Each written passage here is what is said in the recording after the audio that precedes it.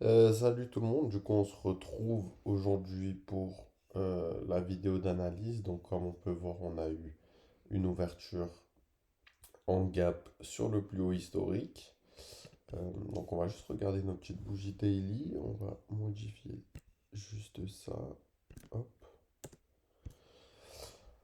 Donc le prix a décidé de continuer à la hausse, donc peut-être qu'on n'aurait pas de potentiel retracement, même si je pense toujours qu'on a beaucoup moins de force. Maintenant, on va voir ce qui va se passer cette semaine.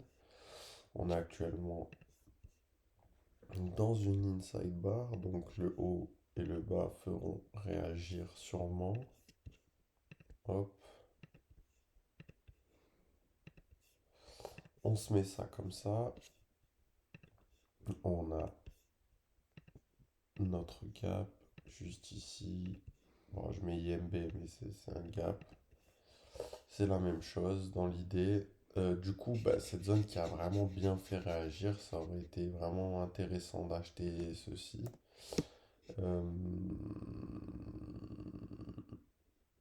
Moi, en vrai, c'est cette opportunité qui aurait été intéressante. Peut-être qu'on a affaire juste à une réaccumulation. Il faut pas, il faut pas se fermer des portes, on va dire.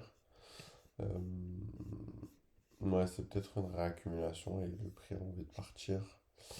Euh, Hop, on remet à jour un peu tout ça. Euh, on peut juste laisser ça ici. Et donc, on n'est pas venu rechercher nos 0,5. Notre VWAP Weekly qui revient dangereusement. Monthly plutôt.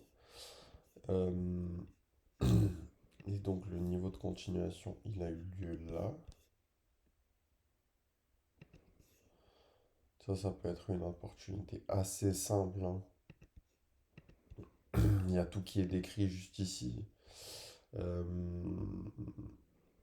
Donc on pourrait potentiellement avoir la chasse de l'inside bar du bas, le retour dans le gap, la clôture au moins à 50% et donc revenir à 50% du mouvement pour une continuation haussière.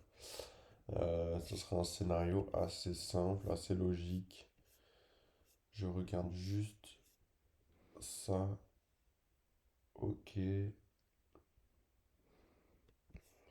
Ouais, donc ça me paraît quand même aussi le prix qui a potentiellement pas envie de corriger maintenant, hein, ça c'est déjà vu, avec des beaux niveaux de retracement qui continuent à chaque fois.